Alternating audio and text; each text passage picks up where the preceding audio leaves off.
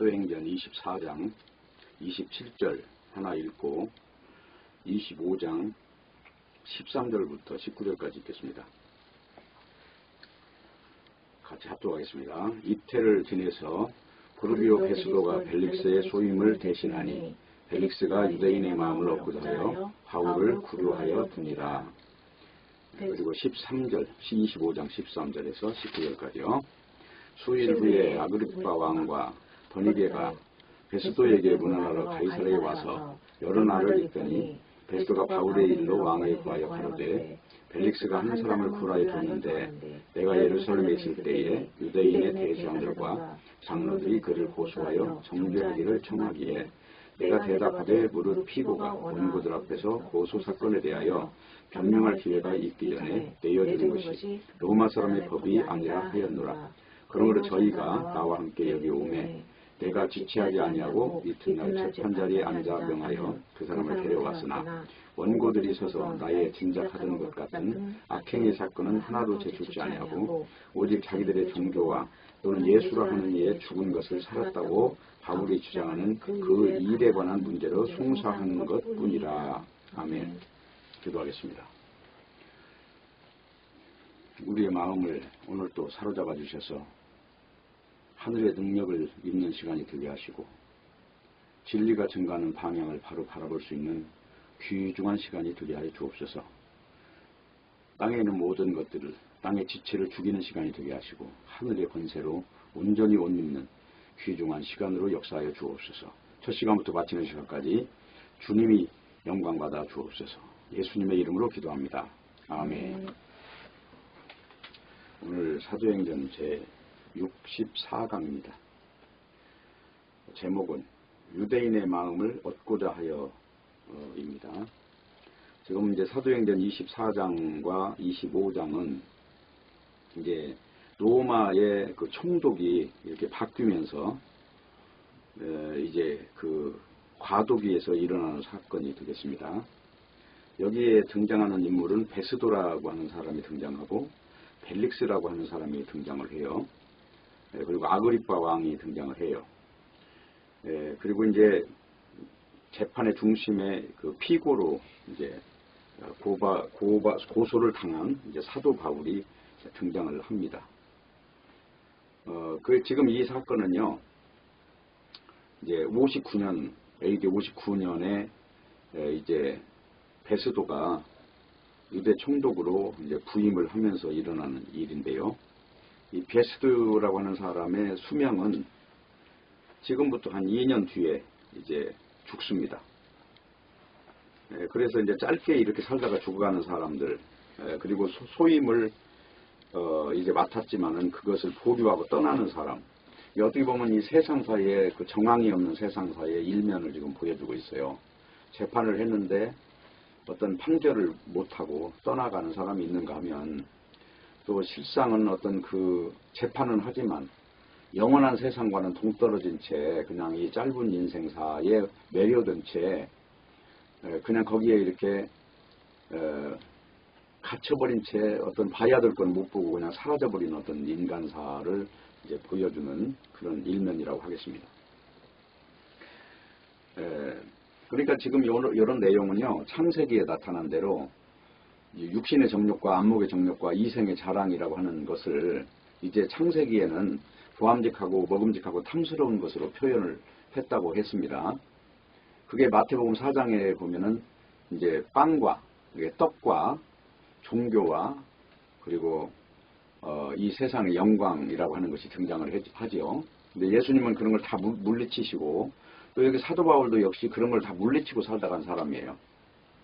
영적으로 사는 사람의 그 향방이 어떤가 하는 것을 이제 보여주는 그런 내용이라고 할 수 있겠습니다. 그렇기 때문에 예수를 믿는다는 것은 이제 보이는 걸 추구하는 게 아니에요. 보이지 않는 어떤 약속의 세계를 믿는 것이고, 하늘나라라고 하는 어떤 말을 하지만 성경에서 말하는 건 이 스카이를 말하는 게 아니잖아요. 헤븐을 말하거든요. 우리의 눈으로는 보이지 않아요. 근데 왜 그 나라를 하늘나라라고 명명하느냐면 이 세상이 와닿지 못하는 어떤 영역이기 때문에 그래요. 영적인 거, 성령을 받는다는 거, 죽어서 뭐 천국에 간다는 거, 아니면 지금 예수 믿고 바로 천국에 임하는 거, 이런 것들이 그런 것이죠. 하늘나라라고 이제 표현이 되는 거예요.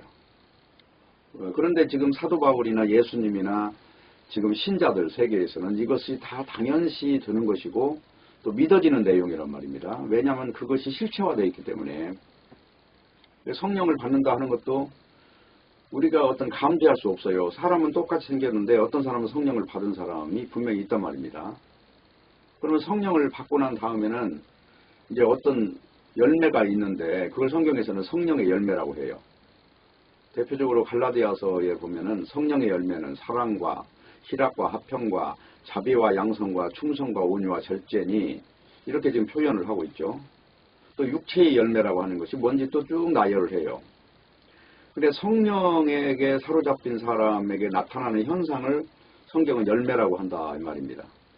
나무에서 나무가 사과나무가 있으면 사과가 맺히는 것을 알 수 있듯이 성령을 받은 사람은 성령의 역사로 인해서 생기는 어떤 현상들이 이제 있다고 하는 거예요. 그거를 예수님도 말씀하셨고 사도 바울도 이제 증거를 했고 또 오늘날 성도들도 동일하게 증거를 해요. 그리고 이렇게 성령을 받은 사람은 아주 놀라울 정도로 신기하게 똑같은 말을 합니다. 증거가 서로 모순되지 않고 보완하는 내용으로 일관된다 하는 것입니다. 그러니까 보이지 않는 것을 추구하는 것이 이게 믿는 세계예요. 신자들의 세계. 그런데 이제 문제는 뭐냐면 육신의 세계에 있는 사람과 신자의 세계에 있는 사람은 증거나 그 마음속에 있는 어떤 방향이 이렇게 다르다는 거예요. 첫 번째 다른 거는 뭐냐면은 여기 24장 25절을 한번 볼게요. 수일 후에 벨릭스가 그 안에 유대 여자 드루실러와 함께 와서 바울을 불러 그리스도 예수 믿는 도를 듣거늘 그랬죠? 이게 들었단 말이에요. 사도 바울을 통해서 이제 너희의 도대체 사상이 뭐냐? 네가 그 사내들인 공회원으로 있었던 사람이 왜 이렇게 갑자기 이렇게 이 유대교를 배척하고 예수에 대한 이야기만 하는 사람이 되었느냐? 너가 이렇게 달라진 배경에 대해서 내가 한번 듣기를 원한다 해서 들었는데 여기 25절 보면 이렇게 나와 있죠. 바울이 의와 절제와 장차 오는 심판을 강론하니. 그러니까 이거 지금 바울은 의와 절제, 의라고 하는 거는 하나님의 의를 지금 말하는 거예요. 여기서 의라는 이야기는 어떤 인간이 세우는 어떤 정의를 말하는 게 아니고 하나님 창세기에 나타난 대로 가죽옷에 대한 이야기를 했단 말입니다. 하나님이 인간 세상에 어떤 일을 하셨는가, 그 하나님의 나라의 의는 기준이 무엇인가, 예수님이 십자가에 죽으신 일을 의의 기준으로 분명히 말을 했단 말이에요. 그리고 절제라는 건 뭐예요? 이 세상이 인생의 목적이 아니라 이 세상이 아니다. 보이지 않는 영원한 세상이 있다. 그 세계를 가는 사람과 그 세계를 놓쳐버린 사람의 어떤 다른 점은 그 세계를 가는 사람은 이 세상 것이 욕심이 나지 않는다. 내가 이 세상에 좀 더 잘 먹고 잘 살기 위해서 그 하늘나라를 배척하지 않는다. 그런 내용을 지금 절제라고 하는 용어로 쓰는 거예요. 그리고 또 뭐가 있죠? 하나가 더. 장차 오는 심판을 강론했다고 그래요. 설교를 그렇게 했어요. 그러니까 벨릭스가 두려워했다고 그럽니다. 예수 그리스도가 이제 다스리는 세기가 오는데 지금 이 이야기를 들으면서 두려워하여 대답하되 그 다음에 중요한 내용이 나오죠. 시방은 가라. 내가 틈이 있으면 너를 부르리라. 지금 이제 어떤 지금과 나중이라고 하는 이런 문제에 대해서 모든 세상 사람들이 왜 중요한 걸 놓쳐버리고 왜 지금 눈앞에 있는 것에 전전긍긍하느냐 하면 이런 게 보이지 않고 어떤 지혜를 받은 사람의 그 말에 대해서 창념하지 않기 때문에 그 소중한 걸 몰라요. 세상 사는 방식을 가지고 평가하기 때문에.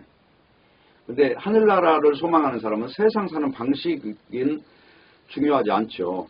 영원한 것이 중요하기 때문에 그런 걸 놓친다 해도 버릴 것이 무엇이고 받을 것이 뭔지를 안다는 말이에요.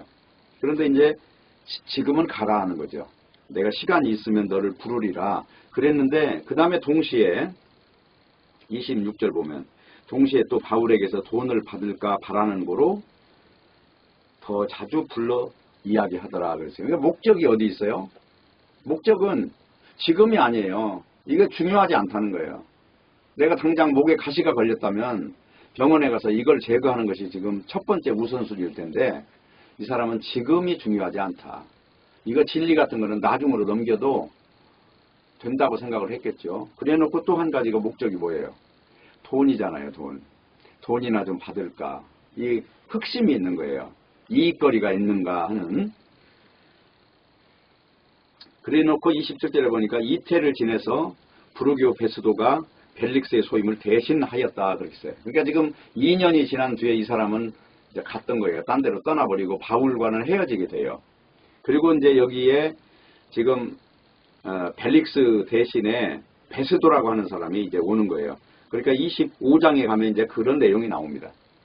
그러니까 지금 24장에서도 보면은 유대인들이 바울을 죽이려고 하는 매복하는 자들이 있고요. 25장에도 넘어가면 또 있어요. 여기 보면 3절에 보면 베스도의 호의로 바울을 예루살렘으로 옮겨 보내기를 청하니 이는 길에 매복하였다가 그를 죽이고자 함이러라. 그러니까 이 내용은요. 단지 지금 여기 사도행전을 기록하고자 해서 그냥 쓴 것이 아니고 뱀의 후손과 여자의 후손의 그 충돌 현상이 도대체 어디까지 진행이 되고 어떤 형태인가. 뱀의 후손이 어떻게 여자의 후손과 관계를 형성하는가. 그리고 왜 그를 헌 신짝 버리듯이 버려버리고 그냥 잊어버리고 마는가 하는 그 인간사의 그 본색이 지금 드러나고 있죠. 창세기 3장 15절에 보면 여자의 후손은 뱀의 머리를 상하게 하고 뱀의 후손은 여자의 후손의 발뒤꿈치를 상하게 하는데 문제가 뭐냐면 뱀의 후손과 여자의 후손은 서로 원수지간이라는 거예요. 그래서 이 원수지간이라고 하는 이 구조가 계속 둔다는 것입니다. 그 내용이 요한복음 15장에 잘 나와 있어요. 한번 15장을 볼게요. 15장 18절이에요. 세상이 너희를 미워하면 너희보다 먼저 나를 미워한 줄을 알라. 세상이 너희라고 하는 것은 여자의 후손에 속한 사람을 말합니다. 여기 제자들이에요. 오늘날도 제자에 속한 존재는 성령을 받은 사람이에요. 성령을 받지 않으면 예수님의 영과 하나가 될 수 없잖아요. 그래서 16장 여기 넘어오면 이렇게 나와요. 13절에 보면 그러하나 진리의 성령이 오시면 그가 너희를 모든 진리 가운데로 인도하시리라. 그가 자의로 말하지 않고 듣는 것을 말하리라. 성령을 받으면 사도행전 1장 8절에 그러죠. 성령이 임하시면 너희가 권능을 받고 예루살렘과 온 유대와 사마리아와 땅끝까지 이르러 내 증인이 되리라 그랬어요. 이 증인이 된다는 것은 다른 게 아니고 예수님 이야기밖에 할 게 없다는 걸 지금 말하고 있는 것이고, 그리고 16장 8절을 보면 그가 와서, 그가 누구죠? 성령이 오면 예수님이 십자가에 죽으셨다 부활하시고 승천하신 뒤에 하늘나라에서 성령이 이제 내려오시면 오순절날이 이름에 성령이 내려왔죠. 사도행전 2장에. 성령 받고 나니까 제자들이 증거를 해요. 예수님 이야기 외에는 아무 말 안 해요. 예수님이 메시아다. 이분이 지금 십자가에 죽으셨다가 부활하셨다. 그래서 주님이시다. 그게 사도행전 이야기예요. 사도행전 설교는 총 13편이 나와요. 베드로 설교 6번, 바울 설교 6번, 스데반 설교 1편. 이렇게 13편의 설교가 나오는데 그 설교가 전부 다 분석을 해보면 예수님이 십자가에 죽었다 부활하셨다 이거 이외에는 없어요. 장차 이제 심판하실 분이시다 하는 내용으로 설교를 다 마무리를 해요. 그래 여기 지금 16장 8절에서도 그가 오면 죄에 대하여 의에 대하여 심판에 대하여 설교한다는 거죠. 죄는 뭐죠? 죄라고 하는 것은 선악과를 먹은 상태를 죄라고 그래요. 그리고 의라고 하는 건 뭐냐? 예수님이 이 죄를 이겼다는 거예요. 뱀의 머리가 깨졌다는 얘기는 뱀이 던져준 선악과로 인한 죄, 이 죄사함의 능력이 십자가에서 일어나는 일이에요. 그 성경에서는 십자가에 피를 뿌렸다 그러잖아요. 그래서 출애굽기에 보면은 6월절 때 어린 양의 피를 문설주에 바르면 죽음을 넘어가는 거예요. 죽음이 물러가는 거예요. 죽음을 이기는 능력이 그 어린 양의 피에 있어요. 그래서 요한복음 1장에 보면 보라 세상 죄를 지고 가는 하나님의 어린 양이로다. 예수님을 바라보면서 증거하는 내용이 그래요. 그리고 요한복음이나 마태복음이나 누가복음이나 마가복음이나 이 복음서 전체는 예수님이 유월절 양이라는 거예요. 그래서 유월절 때 맞춰서 십자가에 죽으셔요. 그 내용을 말하는 것이 복음서란 말입니다. 그러니까 다 지금 이 이야기가 일관성이 있는 거죠. 창세기에 선악과를 먹은 존재가 아담 후예들인데 전부 다. 이게 로마서 5장이에요. 천하 인간이 죄인이 되었더라. 이거는 아담의 그 선악과라고 하는 그 체계 안에 다 들어와 있다는 것입니다. 그래서 선악과를 먹은 존재는 다 사망의 왕노로 됐다는 것입니다. 그런데 생명 받으신 마지막 아담이 예수님이 오셔서 이 선악과를 이겨버렸다는 거예요. 그래서 누구든지 예수를 믿으면 영생을 받는다는 것이 로마서 5장 이야기라 하는 것입니다. 그러니까 여기 잘 보세요. 16장 8절. 그가 와서, 그러니까 여기서 그는 성령이에요. 그가 와서 죄에 대하여 의에 대하여 심판에 대하여 세상을 책망한다. 그런데 세상이라고 하는 것은 육신의 세계를 지금 말하고 있는 거예요. 이거는 세상이라 하는 말은 이 육신을 실체로 알고 살아가는 모든 천하 인간에 존재하는 모든 것에게 부여되는 말을 세상이라고 한다 하는 것입니다. 그러면서 뭐라고 그래요? 죄가 뭐냐 그랬더니 9절에 보세요. 죄에 대하여 하면 저희가 나를 믿지 아니하며 그랬죠? 죄 아래 있느냐 의 아래 있느냐 이거는 바로 이 한마디로 딱 증명이 되는 거예요. 나를 믿는 자는 요한복음 3장에서 그랬죠. 저를 믿는 자마다 멸망치 않고 영생을 얻게 하려 하심이라. 십자가에 인자가 달려 죽는데 그 십자가의 능력으로 인하여 하늘나라에 놀라운 그 언약이 완성이 될 것이다. 인자가 와서 모세가 광야에서 구리뱀을 장대 끝에 단 것처럼 인자도 들려야 하리니 누구든지 저를 믿는 자마다 멸망치 않고 영생을 얻게 하려 하심이라. 그게 요한복음 3장 이야기예요. 그러면 거듭나는 것이 무엇이죠? 십자가를 믿는 자가 거듭난다는 거예요. 그게 지금 요한복음 3장 이야기는 거듭나는 것, 물과 성령으로 거듭나는 것을 성령으로 거듭나는 것이 지금 여기 요한복음 16장에서 보니까 뭐라고 그래요? 성령으로 거듭나면 예수님을 믿는 사람이 되는 거죠. 그러니까 죄 아래에서 바로 의 아래로 옮겨 타는 거예요. 죄에 대하여 의에 대하여 심판에 대하여 이 세 가지가 예수 믿느냐 안 믿느냐 이걸 가지고 분기점으로 기준으로 삼는다는 것입니다. 그래서 예수님을 믿으면 진리를 알게 된다는 그게 13절이라는 것이죠. 성령이 오시면 모든 진리 가운데로 인도하시리니 그랬잖아요. 그래서 진리를 알게 되면 창세기부터 계시된 예수 그리스도에 대한 계시, 진리의 본체가 바로 예수다. 그래서 이사야서에 보니까 저가 찔리면 우리의 허물을 지나며 저가 상하면 우리의 죄악을 지남이라. 그가 징계를 받으면 우리가 평화를 누리고 그가 채찍에 맞으면 우리가 나음을 얻었다 하는 그 메시아가 오시면 그가 찔리는 일, 그가 상하는 일, 그가 징계를 받는 일, 그가 채찍에 맞는 일을 통해서 뭔가를 하는 거예요. 그게 그 일이 바로 창세기 3장 15절에 보면 여자의 후손의 팔찌꿈치가 상하는 일이란 말이에요. 그 일을 통해서 뱀의 머리는 또 깨지는 거예요. 뱀의 머리라는 건 사망을 던져준 뱀이 죽는 겁니다.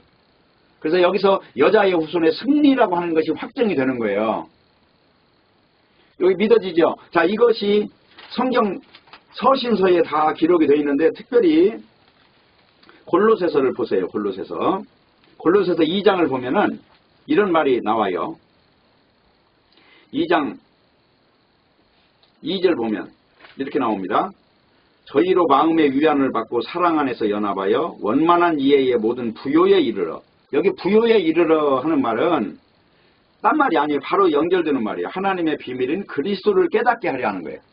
그리스도를 깨달아보면 완전히 마음의 부자가 되어버린다는 거예요. 부족함이 없는 사람. 주는 나의 목자시니 내가 부족함이 없으리로다 하는 그 영적인 그 만족감을 이야기하는 거예요. 하나님의 비밀인 그리스도를 깨닫는 것. 그러면서 2절 후반절에 뭐라고 그래요? 하나님의 비밀인 그리스도를 깨달으면 3절에 그 안에는 지혜와 지식의 모든 보화가 감추어져 있느니라. 예수 그리스도만 바르게 성령으로 깨달아 버리면은 이 안에 온갖 보화가 다 있어요. 로또 복권으로 말하면은 이 세상의 모든 재산을 다 모아도 이걸 못 살 정도로 어마어마한 게 들어있는 거예요. 잠깐 살다 죽어버리는 썩어질 것을 위해서 사는 세상에 영원한 세상이 바꿔치기 되는 현장이니까 이게 얼마나 대단하겠어요? 3절 다시 봅니다. 그 안에는 지혜와 지식의 모든 보화가 감추어 있느니라. 내가 이것을 말하면 아무도 공교한 말로 너희를 속이지 못하게 하려 함이라. 공교한 말이라는 게 짜집기를 해가지고 사람이 마음에 허망한 것을 믿으면서도 거짓된 만족에 빠져 있을 수 있거든요. 사도 바울은 이걸 이미 다 알고 말하는 거예요. 성령을 받은 사람이니까. 모르고 말하는 적이 없어요. 다 이 성경을 보면 알고 말하는 내용이에요. 잘 보세요. 6절. 그러므로 너희가 그리스도 예수를 주로 받았으니 그 안에서 행하되 그 안에서 뿌리를 박으며 세움을 입어 교훈을 받은 대로 믿음에 굳게 서서 감사함을 넘치게 하라. 그래놓고 이제 이거 조금 앞으로 가보세요. 어떤 내용이 나오냐면요. 골로새서 1장을 보세요. 1장 11절. 그 영광의 힘을 쫓아 모든 능력으로 능하게 하시며 기쁨으로 모든 견딘과 오래 참음에 이르게 하시고. 그러니까 예수 믿는 거 하나로 세상의 모든 고난과 역경을 그냥 쉽게 다 통과한다는 얘기를 지금 하고 있는 것입니다. 그 다음에 하나 더 보실까요? 13절. 그가 우리를 흑암의 권세에서 건져내사 이 어둠의 세계에서 건져내서 그의 사랑의 아들의 나라로 옮기셨으니 그 사랑의 아들의 나라가 예수 그리스도를 알게 하고 믿게 하는 이 세계로 체인지시킨 거예요. 옮겨 탄 거예요. 기차로 말하면 서울 가는 기차 타고 가다가 갑자기 서대전에서 부산 가는 기차로 갈아탄 거를 지금 말하는 거예요. 이게 사망을 향해서 가던 존재가 생명을 영생으로 갈아탄 거를 지금 말하고 있는 거예요. 뭐라고 그래요? 흑암에서 건져내서 사랑의 아들의 나라로 옮겨준 이 일을 지금 아까 요한복음 16장의 죄에 대하여 의에 대해 심판에 대하여 증거가 다른 사람으로 바꾼 거예요. 전혀 다른 세계로 지금 갈아탄 상태를 지금 말하는 거죠. 그러니까 죄는 뭐라고 그랬어요? 죄에 대하여 하면 저희가 나를 믿지 아니함이라고 그러잖아요. 이 세상의 죄라는 건 다른 게 아니에요. 다 내가 잘 살면 좋은 데 가겠지. 이런 의식구조에 그게 바로 아담 후예들의 어떤 생각이에요. 다 일관되게. 그것이 바로 무화과 옷을 입고 있는 모습이라는 거예요. 자기 의에 빠져있는 이것을 로마서 10장에서는 하나님의 의를 버리고 자기 의를 세우려고 힘써서 하나님의 의를 복종치 아니하였느니라. 로마서 10장 2절 3절에서 그렇게 이야기를 하고 있어요. 그러니까 중요한 거는 이런 내용에 빠져있는 이 세계를 우리가 보면서 이 벨릭스라고 하는 사람이 도대체 누구고 베스도가 누군가. 벨릭스는 2년이나 바울을 연금시켜뒀지만 그 틈을 못 냈어요. 지금 바울의 이야기 진리를 듣고 변화받지 못한 거예요. 그리고 떠났어요. 베스도 역시도 진리의 본체인 바울을 만났는데도 그 핵심을 모르고 그냥 살다가 2년 뒤에 죽어버려요. 이게 얼마나 허무한 인생사의 단면인가 하는 것입니다. 그러니까 중요한 거는 지금 이 세상의 일을 잘 보세요. 마귀라고 하는 이 존재가 펄펄 살아있다는 거는 뭐예요? 어째서 그 사람 눈에는 안 보이냐는 거예요. 다 보이는 이 영적 세계를 추구하는 사람은 다 보이는데 왜 그들은 가까이에 있는데도 못 보느냐 하는 거예요. 그렇게 가까이에 지금 신약 성경을 다 쓴 바울을 지금 옆에서 만났는데 왜 그 사람의 말 한번 꽂혀서 듣지를 못했느냐는 거예요. 다 쫓아버리잖아요 지금. 네? 여러분은 어떻습니까? 여러분은 과연 여러분의 심중을 스스로 한번 진단 한번 해보세요. 여러분들이 과연 성경을 앞에 놓고 성경을 제대로 아는 사람한테 한번 제대로 성경에 대해서 한번 깊이 이야기한 적이 있었습니까? 평생 살면서? 대부분 다 놓치지 않습니까? 그리고 세월이 가지요. 죽으면 소천한다고 믿고 가지요. 거듭난 적도 없으면서 거듭난 것처럼 착각하고 나는 술을 안 먹으니까 거듭났어. 나는 욕설을 안 하니까 다른 사람보다 좀 도덕적이니까 나는 괜찮을 거야. 이런 생각으로 살지 않습니까? 그러니까 오늘 지금 읽은 사도행전 지금 25장을 읽었는데 여기서 지금 일어나는 모든 일은 다 의미가 없어요. 왜냐하면 유대인의 마음을 얻고자 하여 그냥 말 한마디 해주는 것에 불리 그냥 인사치레 하는 거예요. 바울아 네가 예루살렘에 가서 재판 받겠느냐 이렇게 물어보는 말이 그냥 인사치레를 하는 거예요 지금. 이유는 뭐예요? 유대인의 마음을 얻고자 하여 그렇게 정치적으로 그렇게 말했다는 것 뿐입니다. 그러니까 여기서 바울을 죽이기 전에는 먹지도 않고 마시지도 않겠다는 사람이 40명이나 지금 있잖아요. 여전히 지금 아까도 벨릭스가 있을 때도 마찬가지고 베스도가 온 뒤에도 마찬가지잖아요. 이 바울을 죽이려고 내복한 그 원수 같은 사람들이 있지만요. 거기 제사장이나 여기 저 베스도 같은 사람은 실제로 칼을 들고 죽이는 건 아니에요. 그런데 알고 보면 그 사람들이 전부 다 뱀의 후예와 한 통속이 돼 있다는 것을 우리가 알 수 있어야 한다는 것입니다. 핍박하는 당사자가 아니더라도 그들은 다 들러리로 나서서 그 일을 진행한다는 게 결국은 어떻게 할 수 있냐. 진리의 본체를 만나지 못했다면 그들은 여전히 뱀의 편에 서 있는 거예요.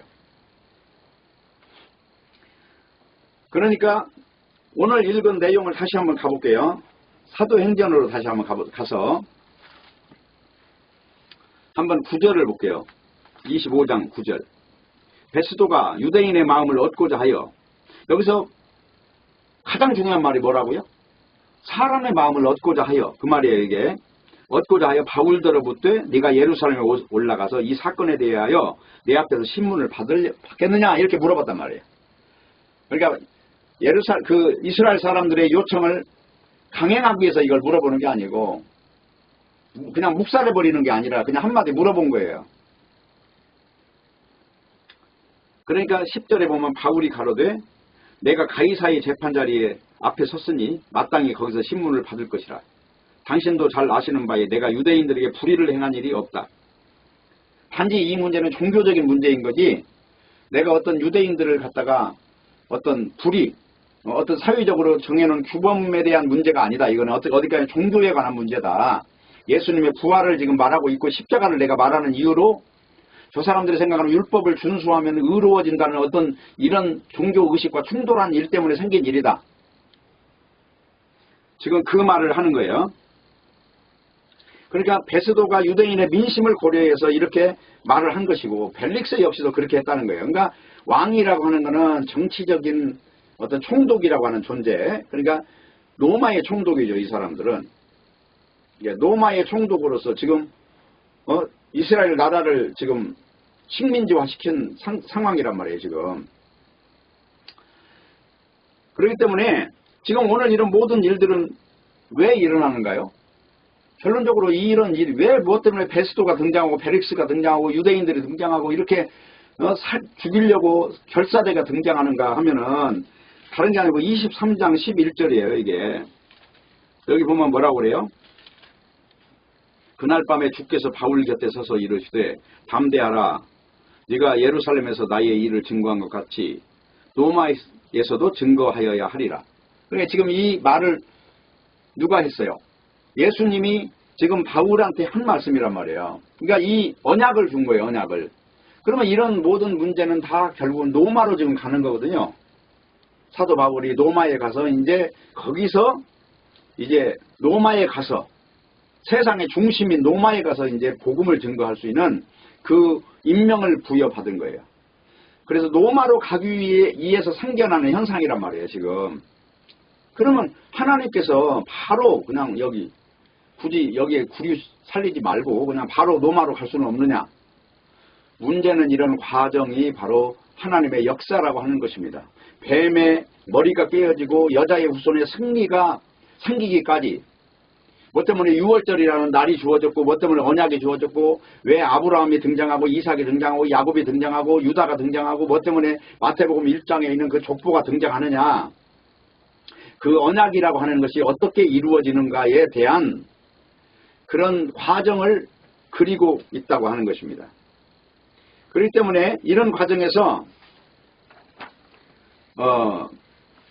중요한 것은 베스도가 신문하에 보니까 이 사람은 여기 이제 19절이 그 내용이에요. 오직 자기들의 종교와 또는 예수를 하는 이의 죽은 것을 살았다고 바울이 주장한 그 일에 관한 문제를 송수한 것뿐이라. 지금 그 말이에요. 19절. 그 말 알겠죠? 오직 자기들의 종교와, 이 종교라는 건 뭐예요?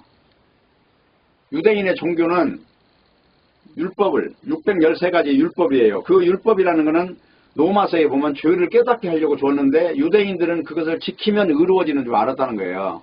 예를 들자면 유월절을 지켜라 그 말은 너희들이 예수 십자가 피 없으면 죽어 그 말이라는 거예요. 그러니까 유대인은 그냥 유월절 지키면 의로워진다는 거예요. 근데 성경에서 그런 율법을 준 이유는 너희들은 예수 안 믿으면 죽어 죄인들이야 그 말을 지금 하고 있다는 거예요. 유월절 지키라 그 말이. 자, 안식일을 지켜라 그 말은 뭐예요? 너희가 예수 없으면 안식이 없어 그 말이에요. 구약 성경에 안식일 날 나무마다 죽은 사람이 있었잖아요. 창세기에 보면 안식일 날을 주셨어요. 그 안식일이 뭐냐면 하나님이 천지 창조하시고 다 쉬셨다는 거예요. 다 이루었다 한 날이라는 거예요. 창세기에 보면 다 천지를 창조하시고 이제 심히 기뻐하시고 쉬셨다고 나와 있죠. 그게 안식일이에요. 하나님이 완성한 날을 안식일이라고 해요.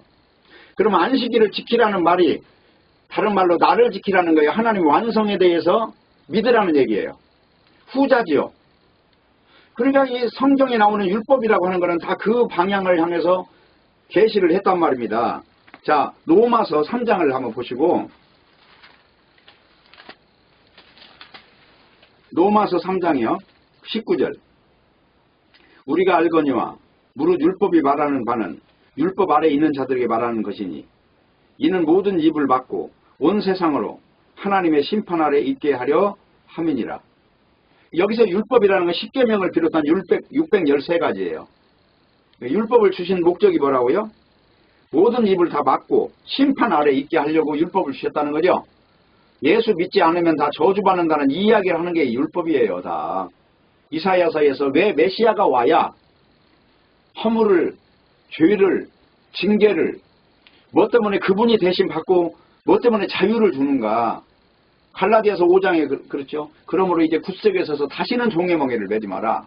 예수님이 다 자유를 주셨으니 이제 율법 아래서 종로로 사는 게 아니라 예수 십자가의 능력을 믿는 사람이 되라는 게 갈라디아서 5장 1절이잖아요. 지금 이 이야기도 그 말이 맞죠? 20절 보세요. 그러므로 율법 행위로 그의 앞에 의롭다함을 얻을 육체가 없나니 율법으로는 죄를 깨달음이니라. 그렇죠? 율법은 뭐 하는 거라고요?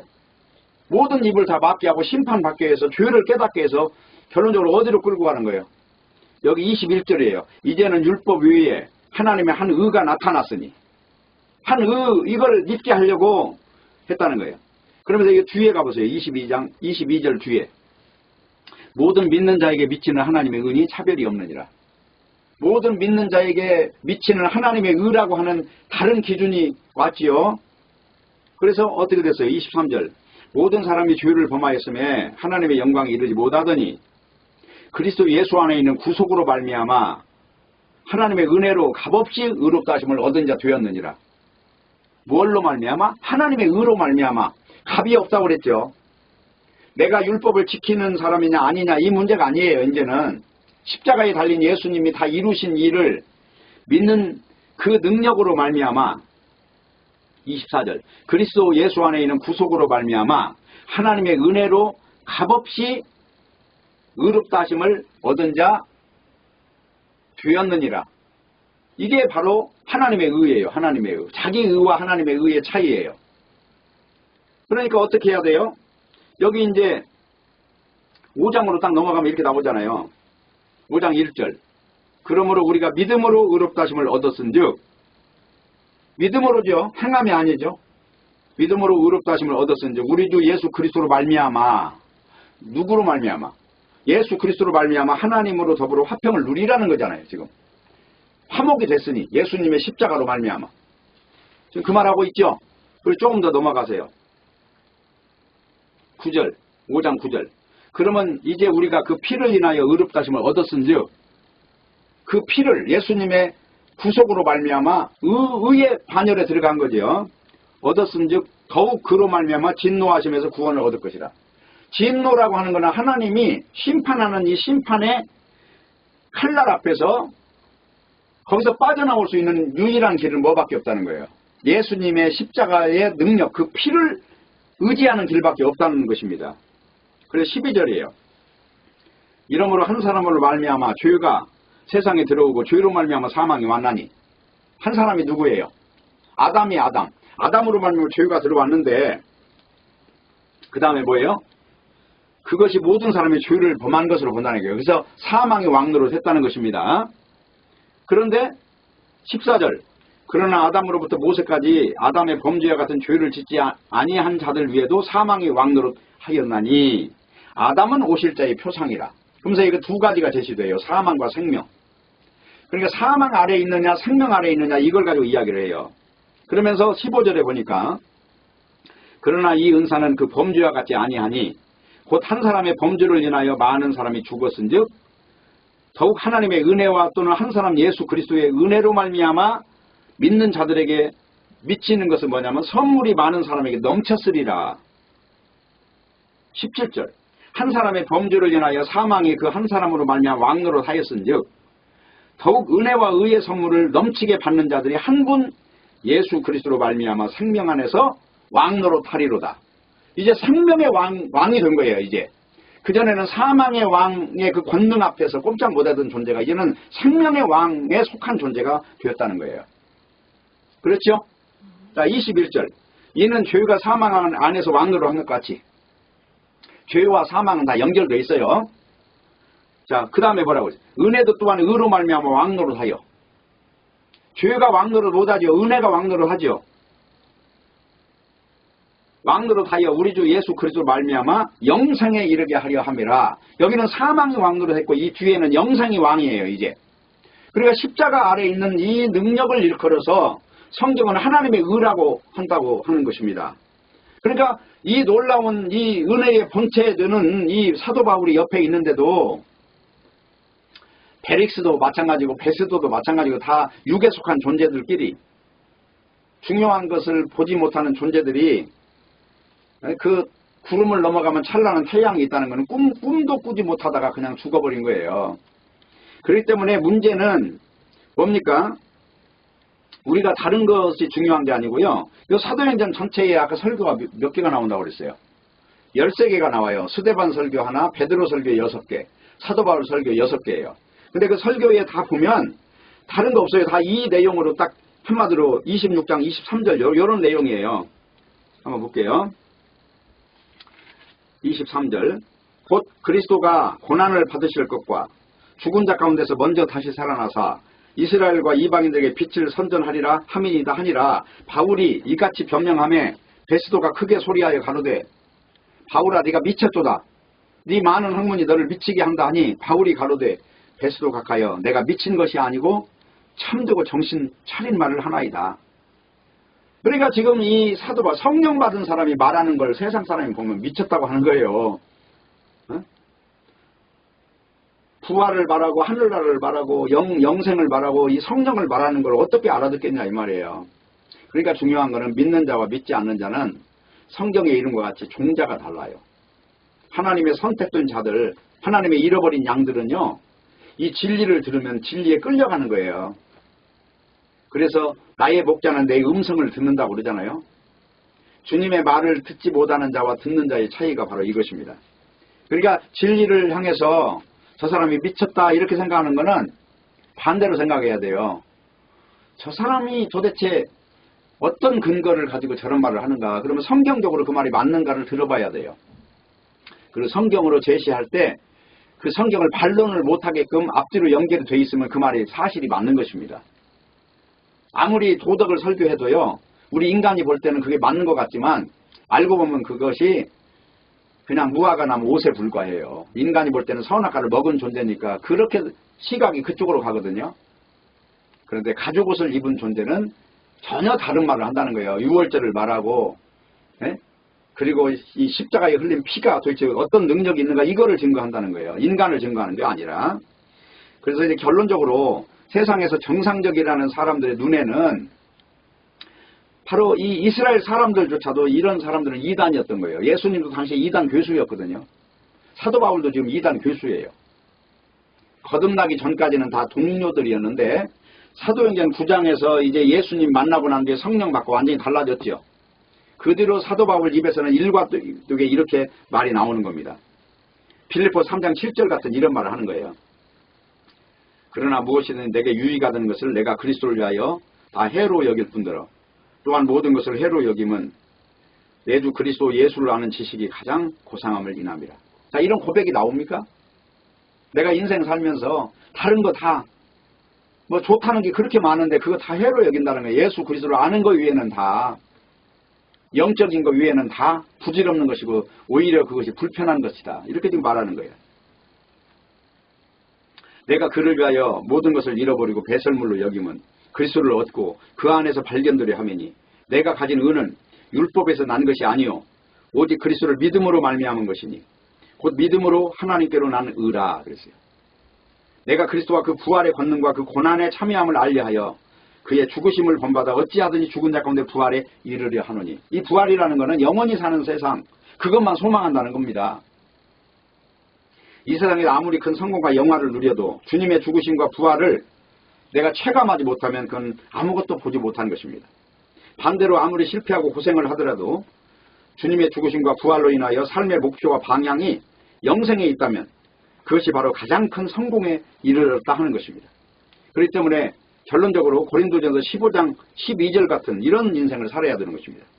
그리스도께서 죽은 자 가운데서 다시 살아나시다 전파되었거늘 너희 중에서 어떤 이들은 어찌하여 죽은 자 가운데서 부활이 없다 하느냐.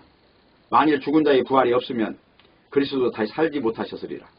그리스도께서 만일 다시 살지 못하셨으면 우리의 전파하는 것도 헛것이요 또 너희 믿음도 헛것이며 또 우리가 하나님의 거짓 증인으로 발견되리니 우리가 하나님이 그리스도를 다시 살리셨다고 증거하였습니다.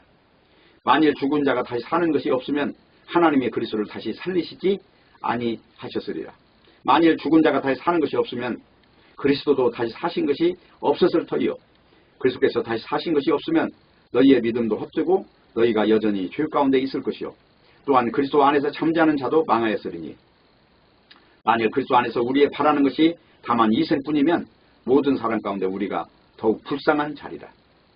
죄 가운데 있다는 말은 세상에 속한 것만을 위해 산다는 거예요. 그래서 반대로 주님의 죽으심과 부활이 우리에게 그것이 와닿는다면 이미 죄에서 해방되는 거예요. 죄라고 하는 건 사망에서 빠져나오는 겁니다. 그렇기 때문에 골로새 3장 1절에 보면 그러므로 너희가 그리스도와 함께 다시 살리심을 받았으면 위의 것을 찾으라. 거기는 그리스도께서 하나님 우편에 앉아 계시느니라. 위의 것을 생각하고 땅의 것을 생각하지 말라. 이는 너희가 죽었고 너희 생명이 그리스도와 함께 하나님 안에 감추었습니다. 예수가 얼마나 대단한 존재라고 마치 벌집을 쑤셔놓은 듯이 사람들마다 예수를 만나는 과정은 다 그래요. 인생에서 벌집을 쑤신 것처럼 소동이 일어나는 거예요. 이전 것은 지나갔으니 보라 새 것이 되었도다. 이게 간단한 게 아니에요. 예수를 바르게 만난다면 바로 이런 일이 생길 것입니다. 사도 바울이 사울이었다가 바울이 된 후로 사람들이 그를 바라보는 시선이 전혀 달라진 것처럼 예수 믿고 거듭나면 십자가로 거듭나는 거예요. 누구든지 물과 성령으로 거듭나라 하는 것이 십자가의 일을 증거하는 게 성령이에요. 물이라고 하는 것은 다시 태어나는 세례를 말하는 것이니까 그래서 정치적으로 고소를 당하든지 말든지 그건 중요하지 않아요. 우리가 영생이라고 하는 그 근거를 붙잡았다면 그거 하나만 잡고 가셔야 돼요. 그게 바로 위에서 태어난 사람의 실존이라고 하는 것입니다. 모쪼록 우리 모두가 다 영원한 것을 사모하면서 이것에 대한 가치를 중하게 여기시고 한 번 살다 가는 인생 잠깐 있다가 다 늙고 병들고 죽어갑니다. 남는 건 없어요. 다 흙으로 돌아가요. 아무리 이 땅에서 잘 먹고 잘 살아도 죽어서 3일 되면은 다 썩어서 이제 다 흙으로 돌아가는 여정만 남아있는 것입니다. 그렇기 때문에 잠깐 살다가는 썩어질 것을 위해서 살지 않고 영원한 것을 위해서 사는 복된 인생이 얼마나 귀한 것인가 그것을 아는 모두가 되었으면 좋겠습니다. 기도하겠습니다. 하나님 아버지 감사합니다. 오늘 또 말씀을 주셨사오니 이 말씀이 역사하여서 이 말씀 속에 놀라운 진리의 근거를 확인하고 믿는 역사가 있게 하여 주옵소서. 예수님의 이름으로 기도합니다. 아멘.